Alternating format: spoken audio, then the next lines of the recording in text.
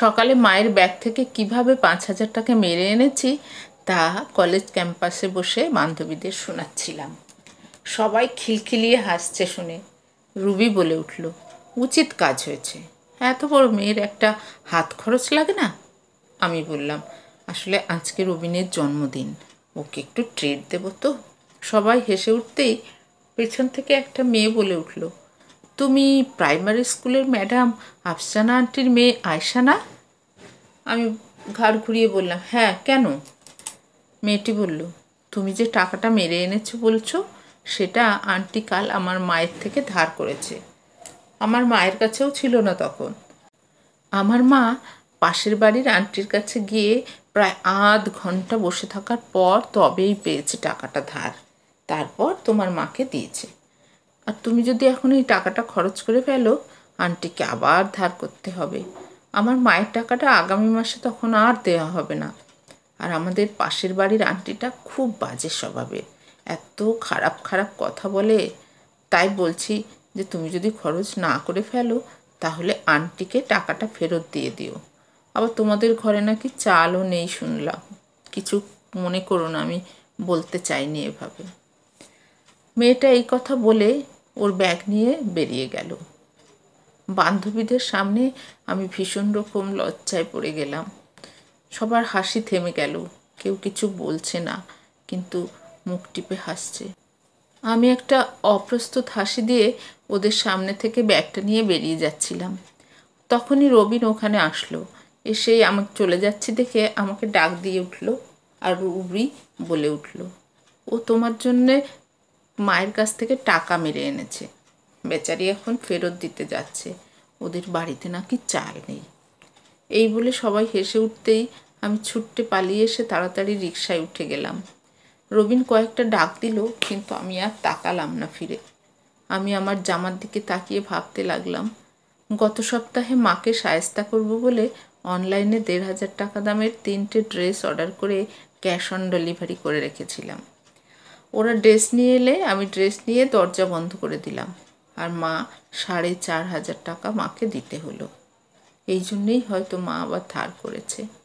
এটা মনে হতেই জামাটা যেন সূচের মতো ফুটতে লাগলো গায়ে। ঘরে গিয়ে দেখি মা এখনো স্কুলে যায়নি, মোবাইলে কথা বলছে। মা বলছে, না না, আমি সব জায়গায় খুঁজেছি, কোথাও পাচ্ছি না। আরে আমি শিওর আমি ব্যাগেই রেখেছি। মা অন্য পাশ ফিরে মোবাইলে কথা বলছে, তাই আমি আস্তে করে মায়ের টেবিলে টাকাটা রাখতে গেলাম। মা তখনও বলছে, না না, আমার ছেলে মেয়ে, ওরা হাত দেবে না, এই শিক্ষা আমি ওদের দিইনি। হ্যাঁ, আমার মেয়েটা একটু জিদি, এই আর কি। আসলে কিছুই তো দেওয়া হয় না ওদের, সামান্য কিছু হাত খরচ দিই, তাই আর কি। তাই বলে কখনো ব্যাগে হাত দেবে? না না। ওদিক থেকে কি বলছে শোনা যাচ্ছে না। মা আবার বলে উঠল, আজ তো ডাল আর ডিম রান্না করে দিলাম, কাল যে কি দেব আমি ভাবছি। এখনো বেতন হতে আরও 10 দিন বাকি, কিভাবে চলবো কে জানে। দেখো, কোনো দামি মাছ তো দিতে পারি না, দুটো ডাল ভাতও যদি দিতে না পারি। মেয়েটা তো অন্তত একটা ডিম না পেলে মুখে ভাতই তুলতে পারে না। আমি দরজার পাশে দাঁড়িয়ে মায়ের কথাগুলো শুনছিলাম আর কান্না পাচ্ছিল। দাদাকে দেখে তাড়াতাড়ি চোখ মুছতেই দাদা বলল, তুই টাকাটা নিয়েছিস? নিয়েছিস না? তুই নিয়েছিস টাকা? আমি মাথা নেড়ে সায় দিতেই ও আমার গালে একটা থাপ্পড় লাগিয়ে দিল। তারপর বলল, আর কখনো এই কাজ করিস না, মা খুব কষ্ট পাবে। দাদা আমার হাত থেকে টাকাগুলো নিয়ে দেখলো কিছু টাকা খরচা হয়ে গেছে। ও সেই খুচরো টাকাগুলো পকেটে নিয়ে একটা 500 টাকার নোট দিয়ে সব মিলিয়ে মায়ের ব্যাগের পাশে রাখলো। মোবাইল রেখে মা পাশ ফিরতেই দাদাকে দেখে বলল, পেয়েছিস তুহিন?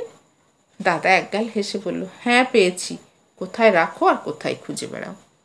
মা একটা দীর্ঘশ্বাস ফেলে টাকাটা হাতে নিয়ে দাদার দেওয়া নতুন 500 টাকাটা দেখেই সন্দেহের চোখে বলল, কাল তো কোনো নতুন টাকা ছিল না, কোথায় পেলি টাকা? দাদা কনফিডেন্টলি বলল, এখানেই তো ছিল।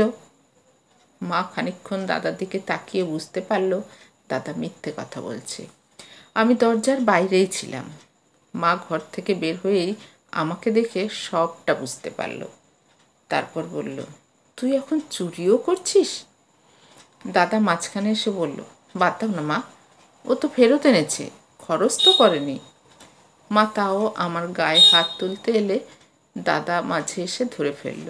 দাদা বলল, আমি বলে দিয়েছি, ও আর করবে না। তাও মা আমার গালে থাপ্পড় দিলে আমি চিৎকার করে উঠি, বেশ করেছি, নিয়েছি, 50 টাকা হাত খরচ দাও, এতে কি হয়? তাই তো চুরি করেছি। আমার সব বান্ধবী কত খরচ করে, ওদের বাবা আছে তাই, আমার বাবা থাকলে নিশ্চয়ই আমাকেও দিত। তুমি যখন দিতে পারছো না তখন চুরিই তো করতে হবে। আমার কথা শুনে মা খাটে বসে পড়ল। আমি ঘরে গিয়ে দরজা বন্ধ করে দিলাম। ভাবতে লাগলাম, থাপ্পড় দেওয়ার একটা শিক্ষা মাকে দিতেই হবে। আমাদের ইচ্ছে অনিচ্ছের কোনো দাম নেই। সারাদিন দরজা বন্ধ করে রাখলাম। রাতে মা দাদা ভাত খাওয়ার জন্য অনেক ডাকলো, কিন্তু ইচ্ছে করেই কয়েকটা স্লিপিং পিল বিছানায় ফেলে রেখে ঘুমের ভান করে পড়ে রইলাম। মা এক্সট্রা চাবি দিয়ে ঘর লক খুলে ঢুকলো। আমার ঘরের এই অবস্থা দেখে মা কান্না জুড়ে দিল। দাদা এসে আমাকে ভালো করে খেয়াল করলো। আমি যে গভীর ঘুমে নেই দাদা সেটা বুঝতে পেরে মাকে বলল, ওর কিচ্ছু হয়নি, তুমি যাও, ও আমাদের ভয় দেখাতে চাইছে শুধু। মা দাদার কথায় অবাক হলেও এতক্ষণের কান্নার চেহারাটা শক্ত করে উঠে চলে গেল। দাদা আমার পাশে বসে বলল, ওঠ, না হলে মা আবার মারবে। আমি উঠে বসতেই দাদা বলল, মা কেন বাবাকে ছেড়ে চলে এসেছে জানিস? কেন? আমি জানি না, কখনো তো বলেনি, এতবার করে জিজ্ঞেস করেছি। আমি উত্তর দিলাম। দাদা বলল, মা চলে এসেছে তোকে বাঁচাতে।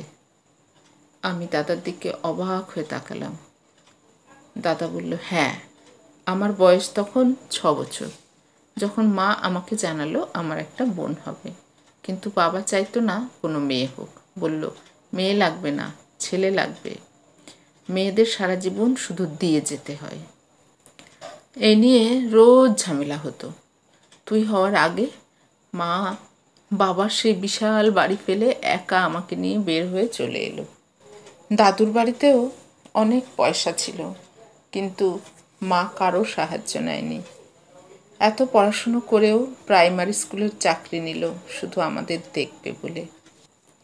মা এখন যা ইনকাম করে তা দিয়ে আমরা খুব আরামেই চলতে পারতাম, কিন্তু মা একটা বড় অঙ্কের টাকা সেভ করে শুধু তোকে ভালোভাবে যেন বিয়েটা দিতে পারে, যাতে কেউ বলতে না পারে বাবা নেই তাই ভালো করে বিয়ে দেওয়া হয়নি।